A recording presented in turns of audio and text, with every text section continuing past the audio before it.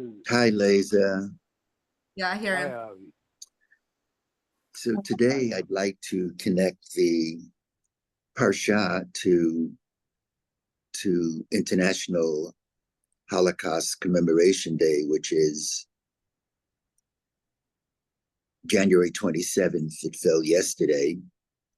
And I'd like to begin with a nigun. As you may know, I enjoy the pathway into thinking through song. Song is the gateway to the soul. So I want to bring you back 5 years on the 75th anniversary of the commemoration of the liberation of Auschwitz. That's what this day, yesterday, coincided with. And at the 75th anniversary, we went to Poland, to Auschwitz, to protest against the Birkenau Church, which we'll talk about in a moment.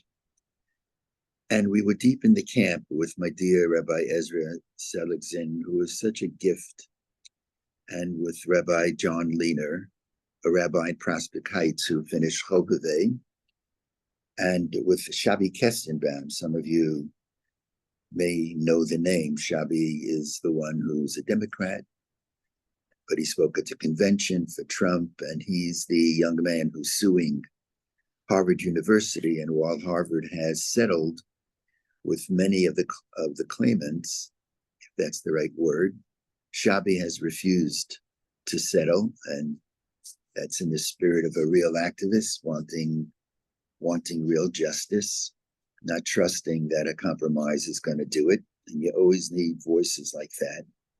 And we were deep in the camp, and we felt something. You can almost feel cries coming from the ground. I know that sounds like I'm psychotic, but you're surrounded, you're in a place. Auschwitz is really divided into two camps. Actually, it's three, but let's talk about two. There's Auschwitz I, and the real theater of death was Auschwitz II. Auschwitz I, perhaps 100,000 people were murdered, and there was an equal number of Polish Catholics murdered in Auschwitz I as Jews. Auschwitz II was really what's called the theater of death, and that is Birkenau. That's the real name. Auschwitz II is the same as Birkenau. And when you walk deep into the camp, this is a place where 1.1 million people were murdered. That's the correct number. Over 1 million were Jewish. So it's overwhelmingly a place of Jewish death, probably the largest place of Jewish death, the largest Jewish cemetery in the world. I don't believe that's the proper term, cemetery, because while the remains are there, people are not buried with dignity. And as we were walking, we quoted the sentence from the book of Job, where Job says, Eretz al tichasi dami. It's a very powerful sentence. O earth, do not cover up my blood. Eretz al tichasi dami. Va'al yehi makom lezakati. O earth, do not cover up my blood, and let there be no stilling of my outcry.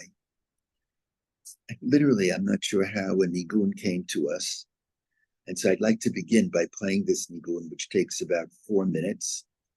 But into the nigun, I hope you can hear and feel the emotion of a wailing, of a crying. And then the last part, which is the third part, the idea of moving from the words into the melody, it's to literally hear the wailing, to hear the sighing and the wailing and the cries that go beyond words.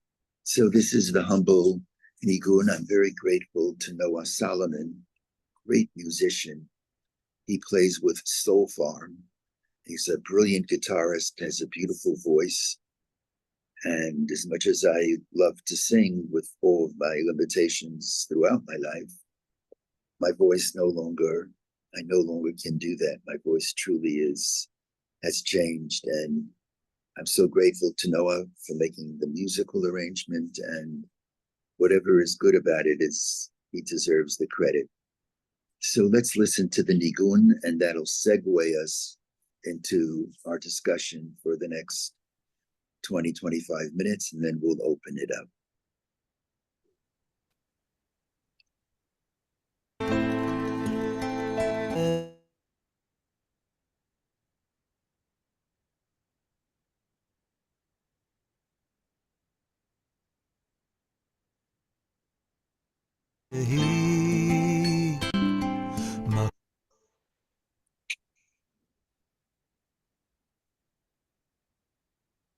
It seems like my internet is having issues. Let me try again. Okay.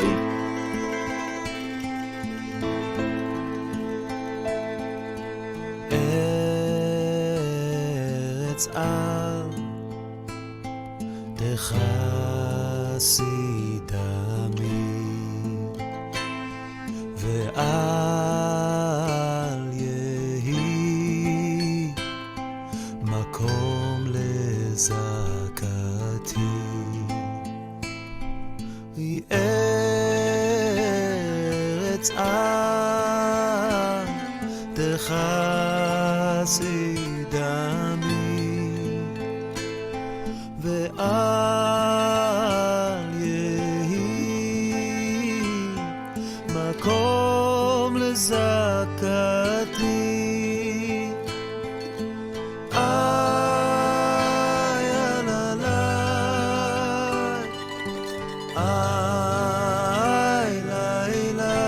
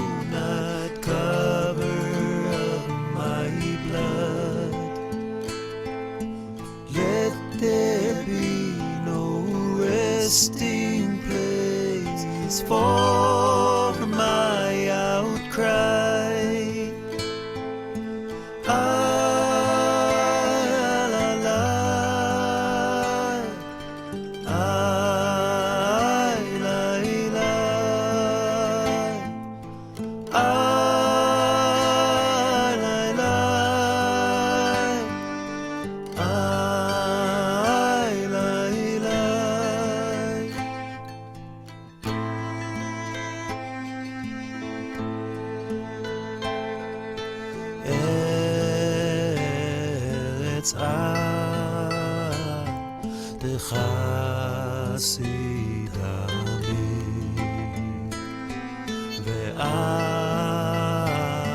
יהי מקום לזעקתי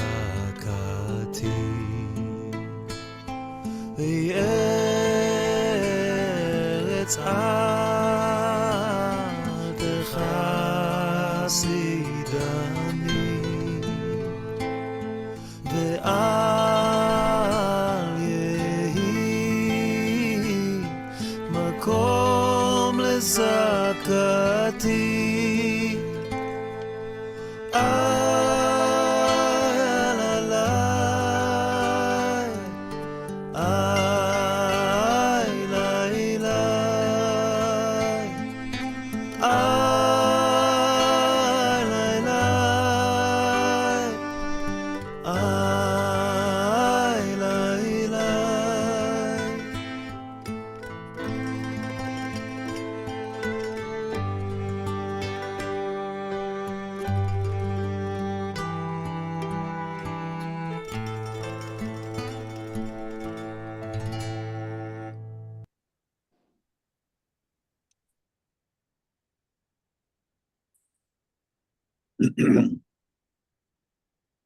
First, a word about the Birkenau Church and what our concern has been. Now it's more than 30 years.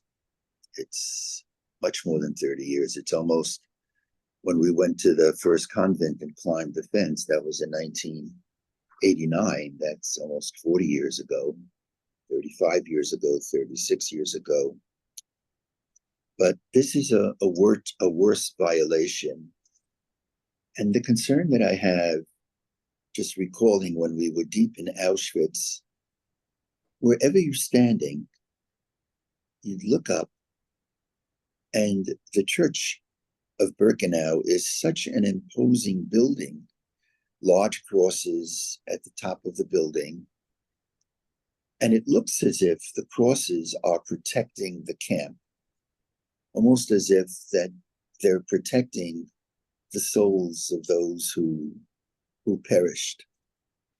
Now, I don't have to tell this group that, my dear friends, that I have deep respect for people of all faiths and houses of worship of all faiths and symbols of all faiths, yes, including the cross, the crescent, whatever the Buddhist temple, whatever the mosque, as long as they're preaching peace and not murder, and whatever the church. In fact, I saw recently there was a tape that I don't think I ever saw after the attack in New Zealand against a mosque, and many were murdered.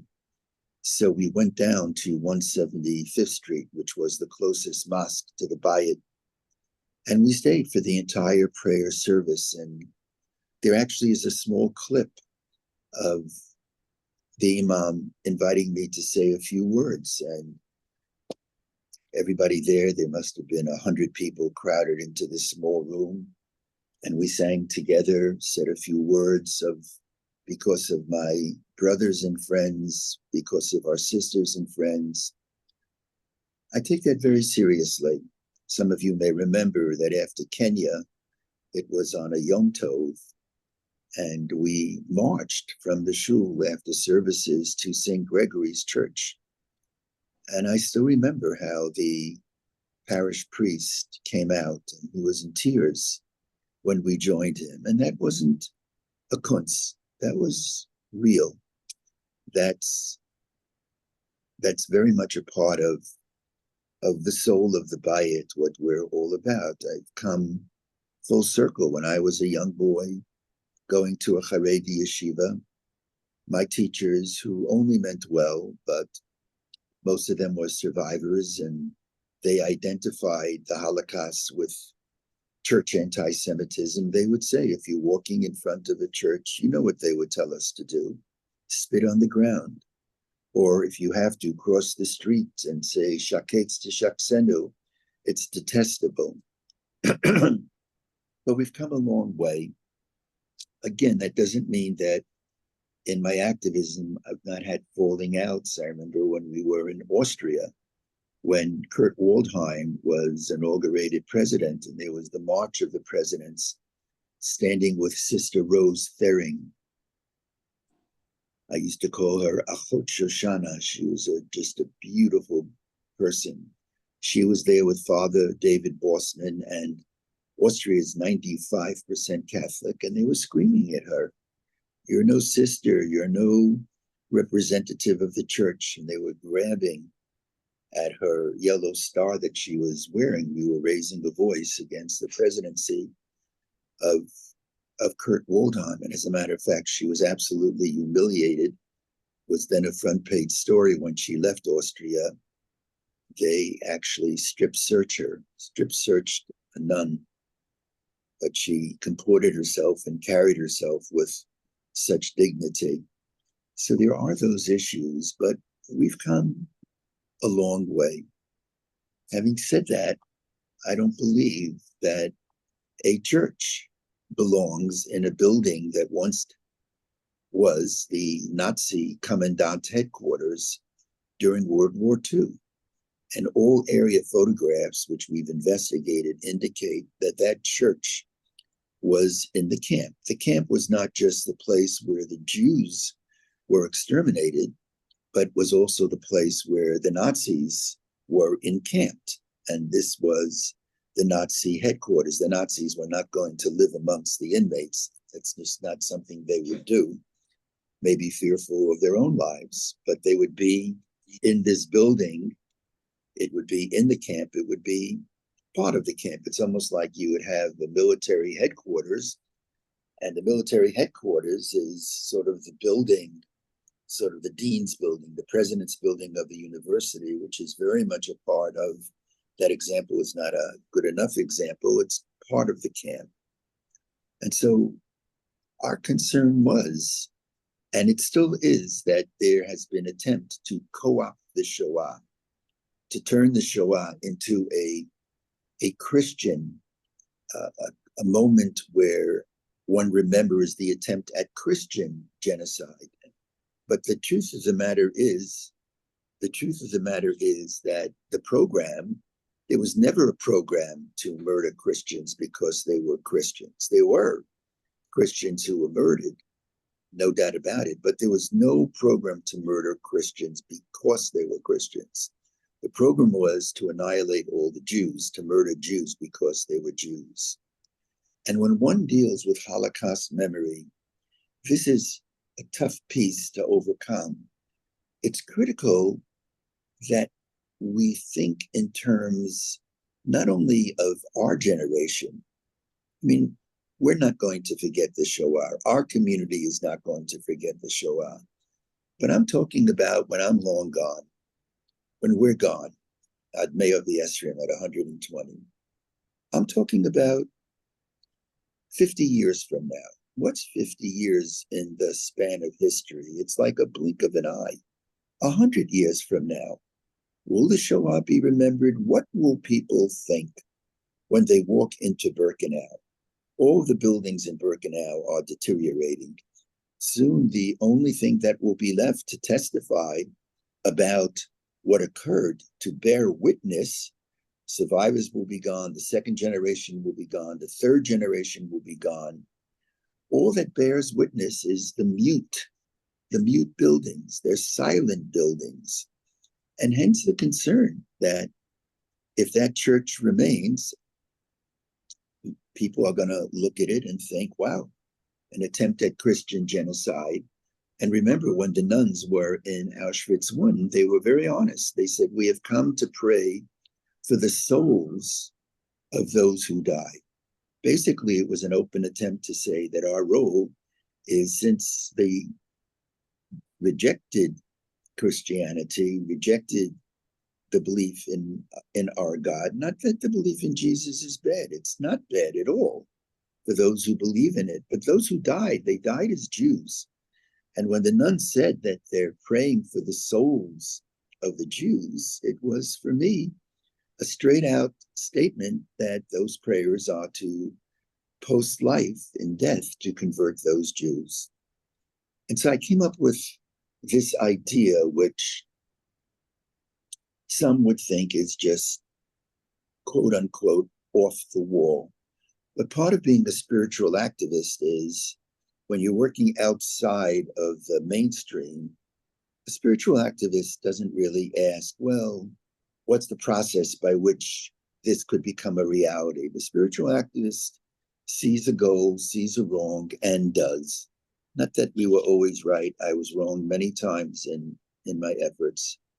But this particular time, I think we were right.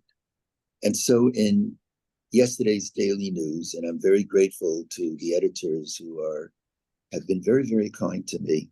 They ran that piece about Shuma. I know that was a controversial piece, but I have deep, deep problems with Shuma to this day for all the reasons that some of you may know.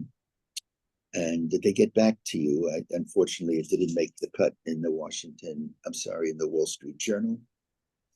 But I'm very pleased that it went beyond the Jewish community and it got a little bit of traction. And so here's what I write. This is from yesterday's paper. With most survivors now gone, with my generation, the second generation, now aging. Actually, I'm in the third column if that comes up. Soon, the greatest evidence of this horrific chapter of Jewish history will be the mute voices of what remains standing in the camps. With Auschwitz-Birkenau under the control of Poland, a country where anti-Semitism tragically continues to raise its ugly head, there is great concern that Shoah memory will be distorted. And so I offer here a bold but fair suggestion, and this is the suggestion. In France today, there are cemeteries containing thousands of heroic American soldiers who perished defending American soldiers who perished defending America, Europe, and the free world from the Nazi onslaught. These cemeteries are appropriately designed and maintained by the United States government. In a similar vein, Israel, the place to which the majority of Holocaust survivors fled, where most of the Holocaust second and third generation live, and where half of world Jewry are now citizens, should become the keepers of the camps, especially the largest of them, Auschwitz, and most especially Birkenau. Israel should maintain them so that the ashes and memory of the Jews murdered there will be forever protected. History demands no less. And the last paragraph reads, the Birkenau church should be moved to the nearby town of Brzezinka. I'm not saying that it should no longer exist. It should be moved a couple of miles to prevent any future confusion about who was murdered in Auschwitz. Israel, the Jewish state, should be charged to maintain the sacred space of Auschwitz, protecting the peace, P-E-A-C-E, of the dead. That's not my phrase, peace of the dead. I saw that when we protested against Reagan's visit in Bitburg, when he went to Bergen-Belsen. Here lies, and here we protect the peace of the dead. Let me read that sentence again. Israel, the Jewish state, should be charged to maintain the sacred space of Auschwitz, protecting the peace of the dead at the largest place of Jewish death in the world. So the idea here is not that Birkenau should become the extraterritorial possession of the state of Israel, as is its embassy. All foreign embassies, for example, the Israeli embassy in Washington, when Jonathan Pollard ran into the embassy under the orders of the government, he was thrown out. But in the embassy, the United States government had no right to enter into the embassy. Then I believe, maybe there are experts who know the specifics, but my understanding is that all embassies, literally, that land is the land of the government that embassy represents. So it's not that this is a kind of land grab. That's not what we're talking about. We're accused enough of land grabs, and now Gaza and all of that. Just anecdotally, it's quite something that Trump now mentioned to move Palestinians from Gaza. First time I heard that was from Mayor Kahana. He may have had a different way of moving people, but wow, that's just for another discussion. So it's not a land grab. It's not that it's the possession, but what the camp looks like and the way it's maintained. That I do believe, there are swaths of cemeteries in France, as I just read, where I believe tens of thousands of American heroic soldiers gave their lives, goodness sakes. And who maintains those cemeteries? Who developed how these cemeteries look? It was the Americans. So yesterday, on that August 27th, I wanted to vote my words this morning to memory, but not to short-term memory. Short-term memory is very important, and heroic survivors, after many years of not being able to talk, and frankly, people were not prepared to listen after 1945. It was just too much. But, led by the Elie Wiesels of this world, I believe by the Rabbi Yitzhak Greenbergs of this world, a difference has been made. There is Holocaust education. But as we all know, there's a recent survey, more than 50% of the world doesn't even know what the word Holocaust means. I think that number actually is much larger. So for long-term memory, that's the suggestion that we made on the very day of commemorating the 80th anniversary of the liberation of Birkenau. By the way, that liberation was not by American troops. It was by and large by Russian troops. And I want to point to one other point of memory that I think is very, very critical, and it actually comes from this week's portion. Here I'm dealing with restitution, with reparations. That became, in the very early 50s, one of the first clashes in Israel between two different camps, very powerful clashes. I believe on one side was, I think it was the Ben Gurion side. Estelle may know much better than I do. He certainly was involved. And as Prime Minister of Israel, he said, we should accept reparations from Germany. And there were demonstrations all around the Knesset. In those days, the Knesset was sort of like on that King George Street. Sometimes you pass it when you're walking from the King's Hotel you're walking down that hill to the Larom, what's now called the Inbal. Who led the demonstrations again? None other than Menachem Begin. This is, of course, in the early 50s. He was in the opposition then. And he said, we don't want their money. That's blood money.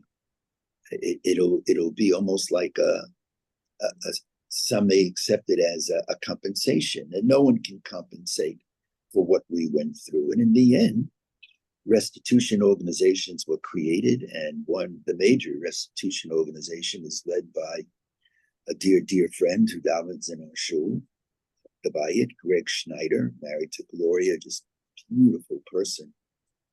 If anyone is going to do that, it's Greg. Just has carried himself so beautifully. And we know that it's not millions, it's not tens of millions, probably hundreds of millions in the end has gone to survivors. But I put that out there.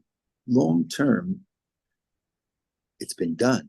And there are survivors who are so in need, who have PTSD from 80 years ago. But I'd like to show you how the Torah speaks elastically to all ages. And so I'd like to turn now to this week's portion, chapter 12. Let's go to chapter 12, sentence 35 and 36. Now we're picking up the story when we're told that we're about ready to leave Egypt. Sentence 35. Uvinei Yisrael asu kidvar Moshe. This was from Moshe's instructions from God, I guess. And as they left Egypt, Vayish alu mimitzrayim, and they asked of the Egyptians, Kalei chesed, for vessels of silver, uchlei zahav, and vessels of gold, usmalot, and raiment and clothes. And so they left with the goods of Egypt.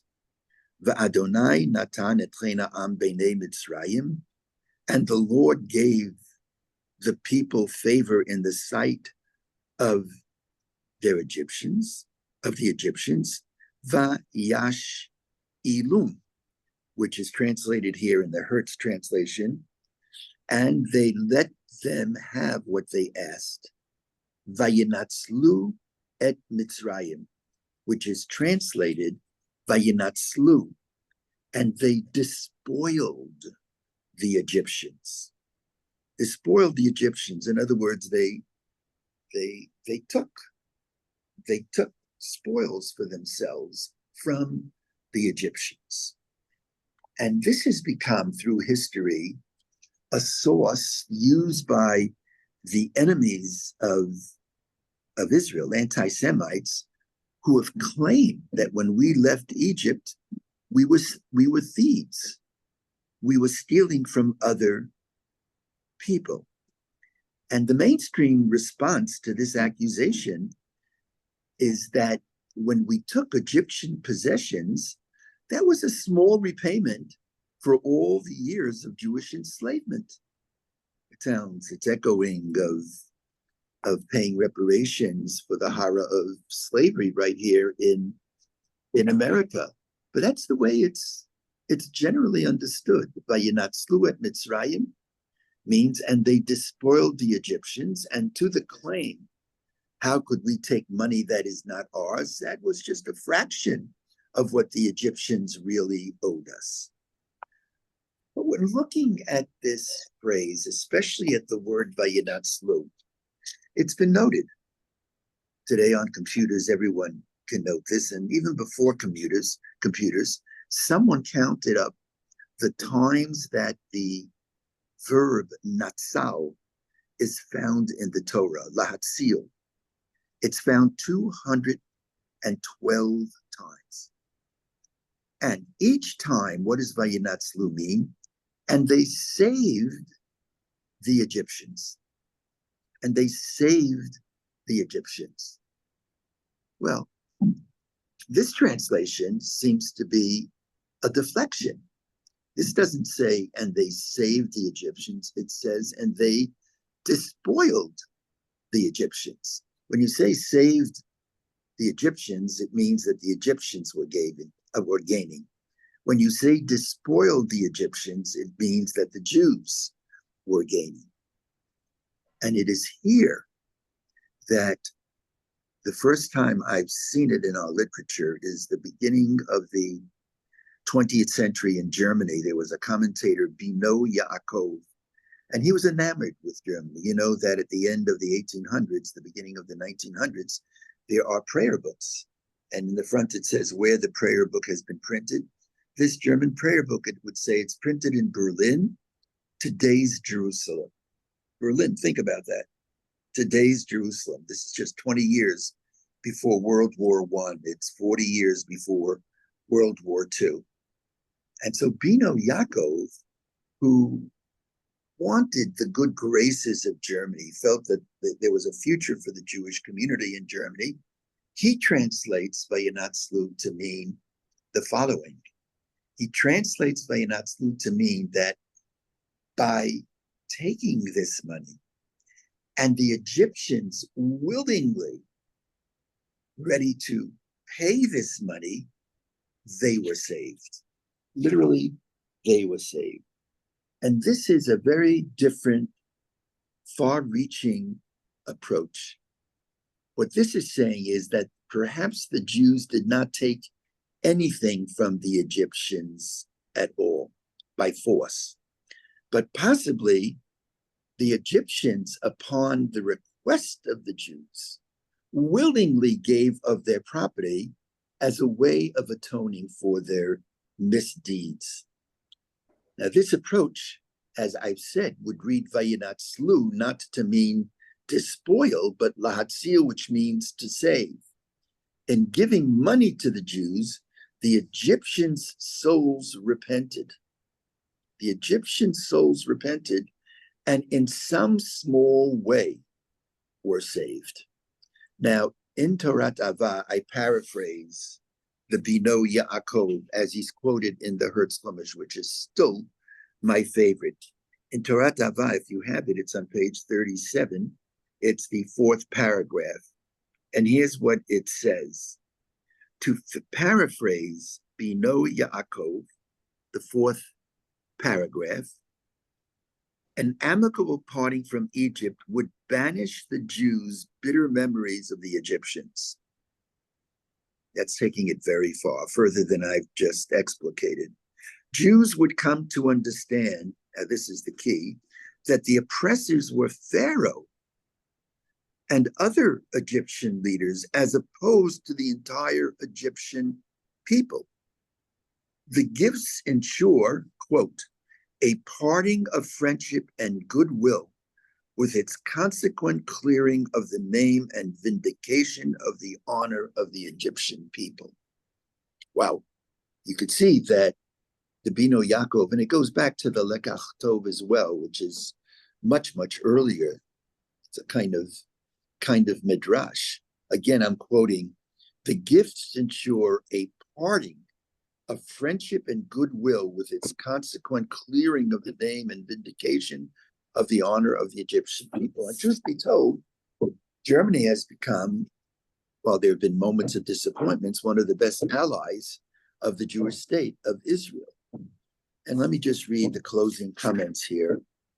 All this has much in common with a burning issue that surfaced in the early 1950s.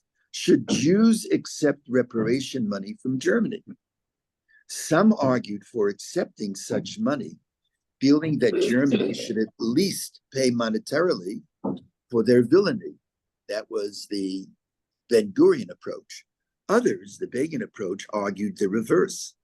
Payment would be viewed as blood money, an atonement to wash away German sins.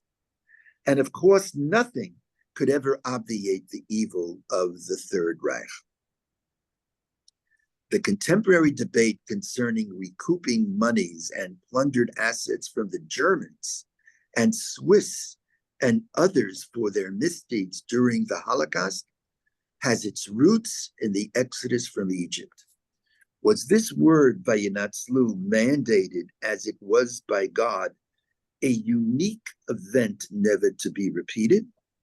Or did it set precedent to be emulated later in history? Was that a Yotzei Dofin, a once in a time happening, and so God says take it, but never to be repeated? Or is that the model that should be repeated? I do remember when restitutions began in earnest. I did a piece which appeared in Shema, encouraging everyone to understand that taking this money has a lot to do with how the Shoah will be remembered. And I think the last line said something like that the Shoah should be remembered not because of stolen money, but rather it should be remembered as a time of, the Shoah should not be remembered as a time when the Germans paid us back for having stolen our money in a certain sense, the way we were treated, but it should be remembered as a time of stolen souls. And at that time, I became very concerned because I would go to Holocaust gatherings, even at Temple Emmanuel, and all people would talk about was restitution, restitution. And what the restitution was all about, it was fading in the horizon. And I put this out there again, not to be judged, this question of reparations, from the prism of now, of 2025, Tufshin Pei Hey, 5,785. But what about in 2125 and 2225? How will the Shoah be remembered? It's a very deep question. Will there be a United States Holocaust Memorial Museum? I'm not convinced that there will be. I'm much more convinced that there'll be a Yad Vashem. I'm much more convinced that the Shoah will be remembered if it's part of our ritual, the way the Pesach Seder is. That's the only reason why we remember what happened in Egypt. How will it be remembered? And the issue of restitution is very, very much, I think, a part of that question. I want to close with one more word. It is something, when you think about it, that in Israel, the day to commemorate what occurred in the Shoah is not the liberation of Auschwitz. It's Yom HaShoah v'Hagvura. And actually, there was, as you can imagine, tremendous amount of debate when Israel came into being, what should be the day of commemoration. And some people suggested January 27th. That was the day when Auschwitz was liberated. And Auschwitz was like, when you said Auschwitz, that was the symbol of all that occurred, even though there were other death camps that were as brutal and even more brutal. What comes to mind is a camp that few have heard of until recently, and that's the camp in Belgium. It's horrific. As many as 700,000 people were murdered there. I believe there's only one survivor from Belgium. And we became involved that too, because we took umbrage to digging into the bones to make that, that kind of tunnel to walk through. I felt that was not the right thing to do. But Israel rejected January 27th as the day of memory. There were others who suggested that it be on the 10th day of Tevet, which marks when the Babylonians circled the city of Jerusalem 3 years before it fell. And the 10th of Tevet, people to this day talk about it as the Yom HaKadish, because after 6 million were murdered, many left no survivors, no family. And the families wondered, when did they die? What's the day of the Yahrzeit? When do we say the Kaddish? So there were those who suggested that Asar V'Tevet be that day. But no, Israel said it'll be in April. It'll be in Chodesh Nisan. And I'm convinced that the reason that Israel did this is that it recognized that the only way that the Shoah will be remembered long term, if it is interwoven with the establishment of the state of Israel. Now, we've gone over this 1,000 times. It's not that, frankly, the murder of 6 million Jews, I don't believe, this is a big statement, but I don't believe it's worth the state of Israel, 6 million Jews. And I do believe that with all my heart and soul, that without the Shoah, there would be a state of Israel. We make a mistake when we say that Israel came into being because of the Shoah.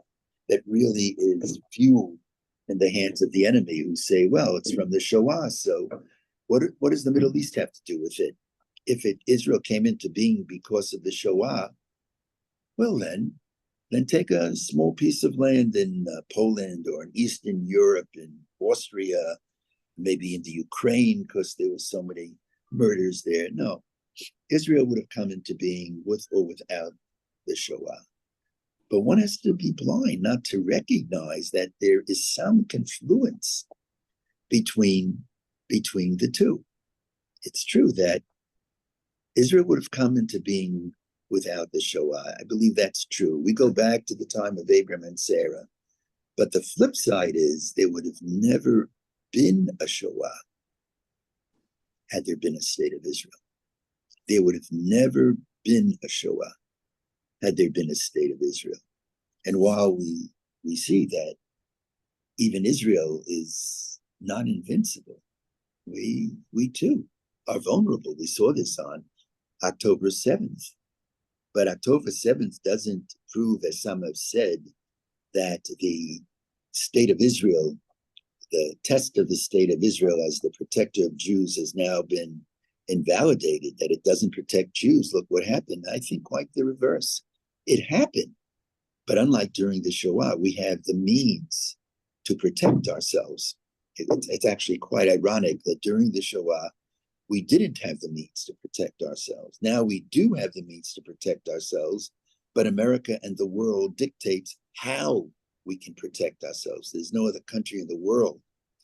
Well, maybe there are other countries. I'm thinking of Ukraine, but our hands were tied. And one of the things that Israel is doing now, it has said, for those on the inside, we know this, that it doesn't want to be dependent on anyone for arms and for the ability to defend themselves. And we pray with the spirit of Torah Haneshek, purity of arms. And that's why Yom HaShoah is just a week, 10 days before Chag HaTzmaut, before the day of celebrating Israeli independence. On that day, Yom HaShoah, the country comes to a standstill with a siren. It's a form of ritual. 10 days later, comes to a standstill because now we have soldiers who can defend ourselves, and to show reverence for their lives, for their giving of their lives. And I want to mention that yesterday was the 1-year yahrzeit of the death of David Schwartz, of blessed memory, who fell in Gaza, of Yafa Epstein's nephew Yakir. These are hard moments. And so these are the 3 thoughts I wanted to leave with you related to Shoah memory. Just to summarize, our first thought was, and all under the headline that, we have to really think through very carefully when we think about memory. Think not just short-term memory, but long-term memory. And as it relates to long-term memory, what Auschwitz is going to look like, Birkenau, 100 years from now, is going to go a long way in dictating how we view memory. And secondly, restitution. I know restitution has been taken, but that was a very big issue. Of course, it's been taken. So God bless those who've been involved with that. But like anything positive, there's vulnerability. And the third piece is how the memory of the Shoah, not that the Shoah was worth the state of Israel, but there is an interlacing. And one of the greatest response to the Shoah, I think, is a strong Jewish state, a strong state of Israel. With that, I'm going to stop and leave it to Shuli to help with everyone's input. I'm sorry for speaking so long. All right, so let me see the hands. Okay, I'm just gonna make a list because we have a lot today. Okay, I see. Wait, Ellen, is that your hand? No, maybe not. Okay, I see Ruby, Estelle, Tova, Arnie. Is that Moshe Resnick's hand? No? Okay. Bev and Ted. Make your way around. And Robert Lunzer, was that your hand? No. Yes. No. Yes. Okay. Yeah, I appreciate that. No problem. Okay, so let's start with Ruby. Okay. Rabbi Weiss, can you hear me? I can, Ruby. Yes. Okay. My son Richard has very much been a historian in his learning and his abilities and so forth. And one blessing I have from him is that he will give me books of his that he strongly recommends that I read. I read like one of those history books and then an ordinary book. Okay. So the book that I am strongly recommending that you read and others read, that I am about 3/4 through, is a book that he gave me called A Castle in Wartime. A Castle in Wartime, written by Catherine Bailey, Bailey. It is an amazing intricate accounting of that period of time towards the end of World War II and the involvement of the different countries and the relationships and whatever that occurred at that time. And I don't care what your background is and what your remembrance is, if any, this book is something that I strongly recommend you read. A Castle in Wartime, it's called. So if anybody wants to, write it down, be my guest. It's really worth getting, worth reading. It's unreal. Thank you. My turn. Yeah. All right. I just wanted to say that Estelle, I can only see half your face. Not yeah, enough. Not enough. I'm sorry. I was there during the restitution days, and as a matter of fact, my husband was with Begin when he was making his bloodthirsty speech. As a matter of fact, he sort of secreted him outside a side door because the crowds were a little bit difficult. And he also agreed with very much with Begin. He never took restitution, always considered it blood money. But during that day, when there was the crowd was very insistent and rather verbose in their feelings one way or the other. And it had sort of spread throughout the world. And I remember Ali told me that he had sent telegrams to South Africa, to the United States, to various countries in Europe saying to calm down, don't make a big thing of it because Begin was safe. He's out of the Knesset at the moment, and just calm down. But I remember it was quite a busy time at that time when we were there. Quite a busy time. So were you part of the demo? So your husband was a blessed He was memory. there. Was it He was part was of it. with Begin? Yes, of course. He was with Begin. That's the way it was. Did you participate in those demonstrations? No, I was in our apartment Right. nearby. I didn't know what was happening until Ali came home and Right, told me about it. But right, he was rather busy that day. right. Yeah, I look, I obviously I don't remember it, but I'm told that it was quite brutal going on. It Look, I want was. to make, I just want to make, I have raised questions about whether restitutions was the way to go, but there's another side in me that it's happened already, and who am I to stand in judgment of survivors? There were people who felt it wasn't so much restitution. They wanted to get as much out of Germany, as Yeah, much money as they possibly could. Let them pay something. It Yeah. wasn't restitution. It was just revenge. Yeah. No, I hear that. I hear that. It was quite a time. It was. Of course, what I find amazing as a rabbi, as a theologian, is how the Torah, I think, was written at Sinai. So even if it was written in the time of Ezra, let's say 2,500 years ago, it's quite amazing that it touches a topic that is still very much alive. That's one of the miracles, I think, of the writings of the Torah. Can we switch order because Robert Lunzer is going to have to get off shortly, Oh, and we'll yeah. have him go just before Tova? Sorry, Right. Tova. Go I ahead, really Robert. I'm looking forward to hearing Robert because Robert, All right, so just briefly, you said two things which I hope you said you're worried about the future. I think I think if Yad Vashem survives, I think Yom HaShoah will survive. I mean, we have to believe that, because if we keep Yad Vashem in the forefront, I hope that what I'm saying will come true. And then, and just a sort of happier or better note, I'm pleased to report that the mayor of Englewood, Mayor Michael Wilds, arranged for the local high school with 500 students yesterday to see Schindler's List, which is quite an accomplishment for a mostly secular community school, and hopefully that will bring out awareness. But education and the work that the Simon Wiesenthal Center is doing all around the world is quite amazing. I think the Mobile Holocaust Museum and the boxcar that some of you may have read about in the last year that's going around the country is really educating the country. And kudos to the Simon Wiesenthal Center.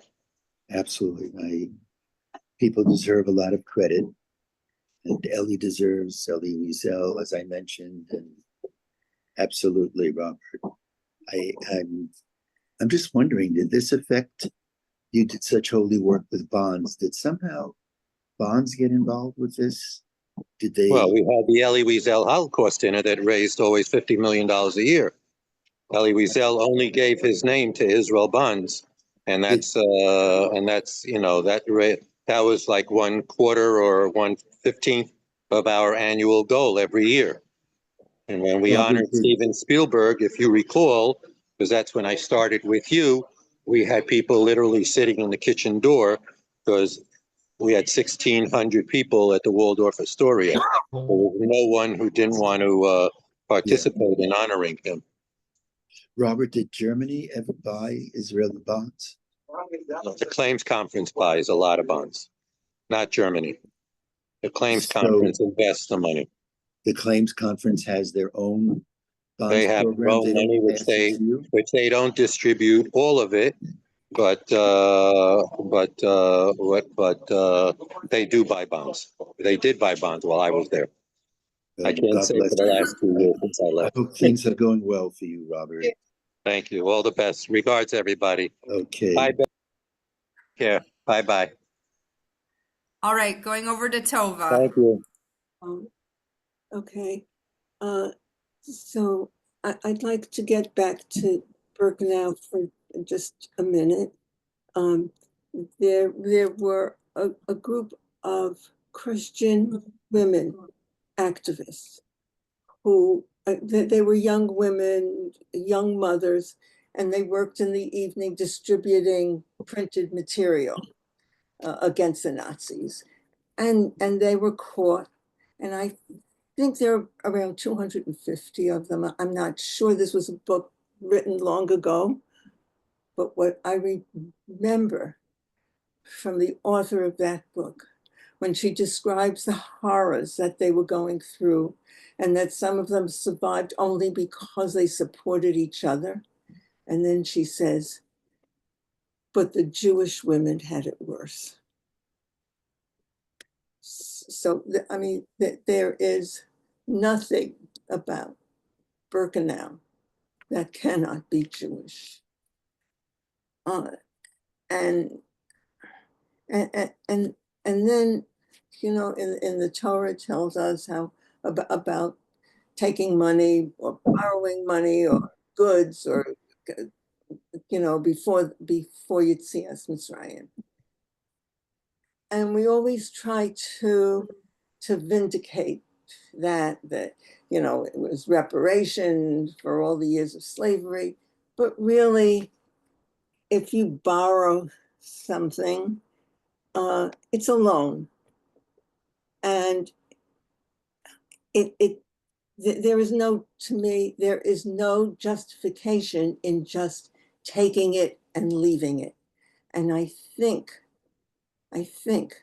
because this was the first generation out of Egypt, and we know how they complained, you know, and they were not the best people. And I think that's why the first generation never entered the promised land. Okay. Yep. Mm-hmm. I do want to mention that I know Robert's not on. Tova, thank you. That we keep talking about how for some event to be remembered in Jewish history, it has to be ritualized.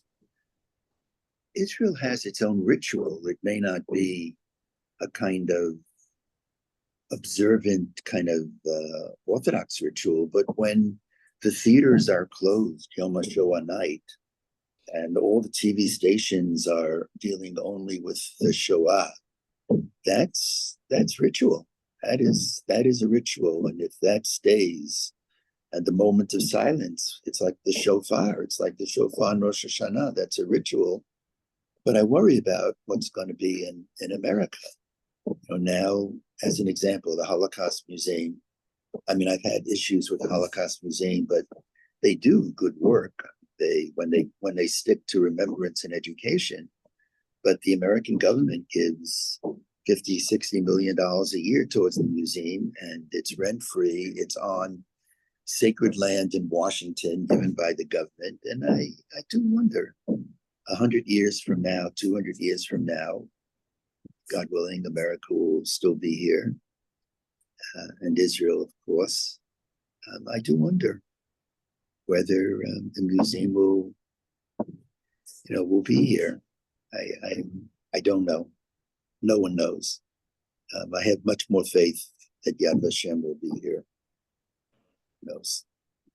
Look. As Jews never forget. Yeah. So we can't close without Leza. We have two other people still waiting, which is Arnie and Bev. And then Leza. And then Lisa. Arnie. Yeah, so I have a couple of random thoughts. First of all, you mentioned Shabbos Kestam, and to me, he's refusing to take reparation money. He's a modern day example of what we're talking about. Also, In what way, Arnie? because he could take the money from Harvard and shut up, Right. but instead he's refusing to take, quote, blood money. And You he's know, I was with Shabi, Arnie, when, do you remember the Leon Klinghoffer opera? It Yeah. was the big, so this goes back quite a while, 12, 13 years. And a bunch of kids came down to protest with me. And, you know, you do it because it's the right thing to do, but you never mind if the media is picking it up. Suddenly I look to my right, there's this kid. He's 13 years old, 14 years old. He's as articulate as you get. He's wowing them. I said, who is that? It was like a Ken Griffey. Who's that kid? It was Shabi. And, you know, Shabi went to Auschwitz with us 5 years ago. I pay him a very deep compliment. We always said about our son, he's a good boy. We still say it about Dove, even though he's more than 50. He's a good boy. Yep. And so is Richie, Ruby. I was recalling with Richie at the wedding when we once went into the home of these Orthodox bishops on the island, and we were protesting because they were harboring the Nazi Valerie and Trifa. And Richie was just recalling, you know, when the Nassau state troopers walked in, you know, what I don't remember it, but apparently they said to the group, either you're getting up and out or I'm going to bust your heads. Ruby, you were with me once when we were really attacked, right? That was in the United Nations. Do you remember that, Ruby? Of course I do. Of course I do. That was very serious stuff. Javier, I just want to Oh, yes, Arnie. Yes, a few other things. please. First of all, I think in the big picture, while the reparations issue might have been a hotter issue in the immediate founding of the state of Israel, I don't think people think that the reparations issue in any way diminishes German guilt for the Holocaust. When people think of the Holocaust, they're not worrying about pennies or dollars. They're thinking of the big picture of what happened. That's my own sense of it. I pray you're right, and I think you're right. And also, I was struck by what Robert said about education. And I think there's a constant battle between trying to educate and fix in people's minds what the Holocaust was. But then you see an outpouring of anti-Semitism like we've seen this past year by people educated and exposed to those very same educational institutional approaches. And in a second, the mask was ripped off and the education didn't matter. And was it October 7th already that they were demonstrating in Times Square and everything? I mean, so education, I believe, just goes so far. We can chant never again, but those are just words. Those are just words. Thirdly, I was thinking that that the Jews are very stiff-necked people, and as long as we don't forget the Holocaust, we'll be a thorn in the side of humanity like we are on other issues, not by our choosing, but because we'll recall the Holocaust. And even if the world wants to forget it or interpret it differently, there'll be people like the people in this class raising voices not allowing that to happen. And the last thing I wanted to mention is more of a question. At the encounter at the burning bush, God tells Moses that the Jewish people, the Jewish women will borrow from their Egyptian neighbors. At least that's the English translation. Right. So I was wondering how that impacts that if that's the first description of this and how that impacts on what you're saying. No, absolutely, Arnie. That is the first mention, and it's there that God tells Moses what is going to occur, and in our portion, it occurs. So the two are very, very much interconnected, and the language is virtually the same. I'm just going back to, here it is. It says,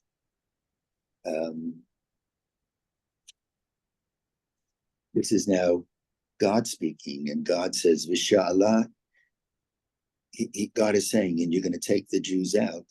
And at that time, every woman shall ask of her neighbor and of her that sojourns in her house jewels and silver and gold, and you shall put them upon your sons and upon your daughters, and you shall spoil the Egyptians. So the command is in chapter 3. I see it here, sentence 22, and here the command is carried out. So these sentences are important sentences, revolving, as I said, around that word vayenatzlu.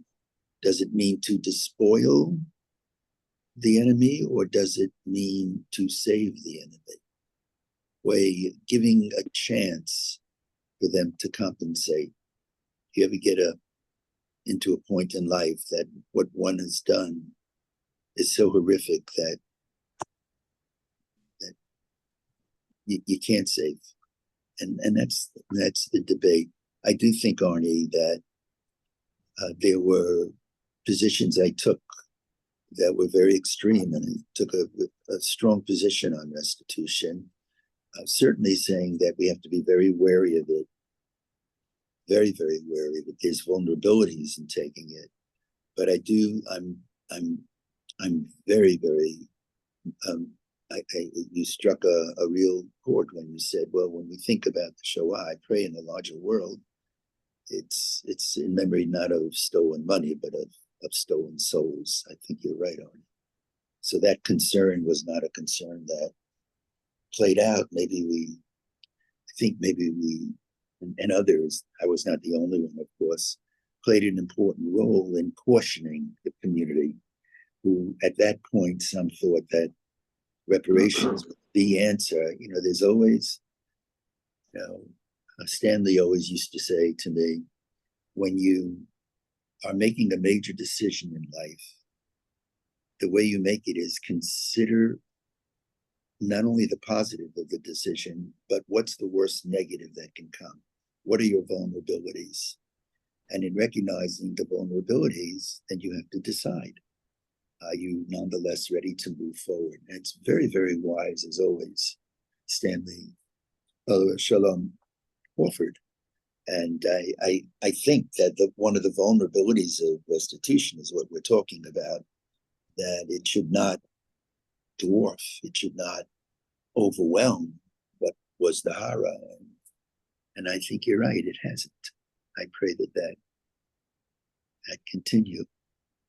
I'll leave you just with a story, and then maybe we'll forward a day. We still have Bev and Ted waiting to say something. Okay, of course, Bev, Ted.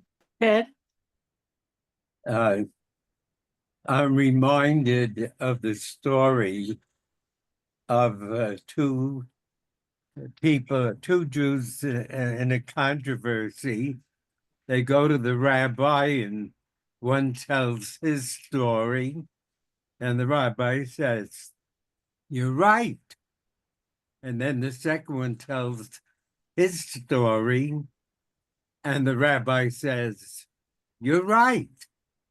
And the third Jew says they both have different opinions, on the same topic. How could you tell them they're both right?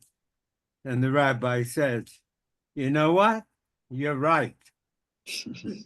And I I love say that the way you tell that story. in pointing to the story of the controversy about reparations. I think that I see names. You want to know how I feel? I feel fine, but at my age, common words, common names, I lose them. But Ben Gurion had his point of view. I won't reiterate it. And Begin had his point of view. And in my opinion, they were they both both right. had justification. And it's not a question of one being right or the other wrong. And I won't go into the reasons, but I think that the rabbi anecdote is a very good point of view. With regard to By the way, Ted, that's so beautiful. So regard to beautifully the said. casualties Yeah. of Americans in World War II, there's an organization that is searching among the grave sites. Yes. The And when Jews. they see a cross with a Jewish name, they investigate it and they find that it really was a Jew, and they are uprooting the cross and putting a Jewish star on the grave. You could take from that whatever message you want. And thirdly, I think we overlooked in our discussion a very important point about the difference between Auschwitz and Auschwitz II, that is Birkenau. We have to understand that there is more than an intellectual approach to passing on the message of the Holocaust. There are Jews who are hated so seriously that Holocaust museums are a beautiful place to them, not because they sympathize with those Jews, but they celebrate all those dead Jews. So you could have a controversy over whether these Holocaust museums are strictly one-sided example of sympathy towards an understanding of, or whatever other positive attribution you want to make to building all these museums and not using that money for other Jewish purposes. And finally, I just want to make it clear that Birkenau, which is sometimes misnamed as Auschwitz II, was the latest of the extermination camps built. And it was built specifically to make a fast disposal of the Hungarian Jews who were spared the fate of, for example, the Polish Jews who from the beginning were being murdered. and Hitler and his cohorts, who were already defeated on the Russian front, built Birkenau II specifically to murder 1 million Hungarian Jews. And why hadn't they been murdered before? They were not clued in on the whole situation of the Holocaust that preceded them. They were kept in the dark. And so Birkenau was built in 1944 specifically to murder en masse the Hungarian Jews who Hitler had spared because Hungary was allied with the Nazis, and the Nazis were busy exterminating Jews everywhere else in the world. So Hitler, faced with defeat, rushed to build Birkenau to kill Jews. And just one more point, Allied air forces were bombing munition camps near Birkenau, but they never got, no matter how close they were, ever to bomb the Birkenau camp gas chambers. Yep. Thank you, Ted. Thank you, just not only for words from your brilliant mind, but from the heart. Thank you, Ted. God bless you. Many more years of health. So, Shuli, I think, is Laza still on? Just to hear Laza's voice. Yep. Laza, I'm on. I'm on. You have the last word, my dear Laza. You know, when the translation is so different from despoil and save, it struck me very strongly again how powerful translation can be and echoing down through the centuries. It's amazing. I think that save is a wonderful concept because we already know that even though we were slaves in Egypt, we still had our souls. We still had right, if you will, on our side. And when they're leaving and they're supposed to save, give the Egyptian people at the time the option of some kind of saving of the soul. Them, not the pharaohs who had enslaved us to begin with 400 years before. No one can be helped who they're born to. And the citizens of Egypt at the time couldn't help but be Egyptian. But you can rise above the group and so cast some kind of vote for yourself by doing the right thing. And we could and did give them that opportunity, which is a very, I think, Jewish thing to do. Right. And I think they missed that opportunity with the Holocaust. Yeah. Laza, thank you. Thank you so much.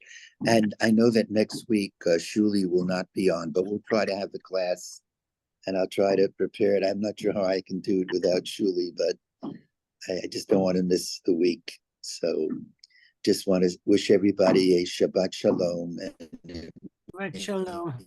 Shabbat Shalom. Shabbat Shalom. Someone told me that you're all on. Kodesh And all my Tov. blessings and love of you.